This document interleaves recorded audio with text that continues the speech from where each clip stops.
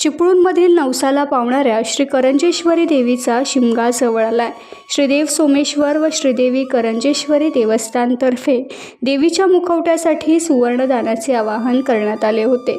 त्याचप्रमाणे लोकवर्गणी आणि दानातून 900 ग्रॅम वजनाचे सुवर्ण मुखवटा साकारण्यात आला। या मुखवट्याची रूपे तयार करून पालखी मिरवणूक काढण्यात आली। शहरात ग्रामदैवत श्री भैरी मंदिरापासून गोवळकोट येथील श्री करंजेश्वरी मंदिरापर्यंत ही शोभायात्रा काढण्यात आली।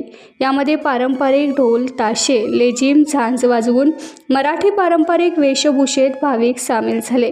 वारकरी संप्रदायातील वारकरी देखील विठू नामाच्या गजरात तल्लीन झाले।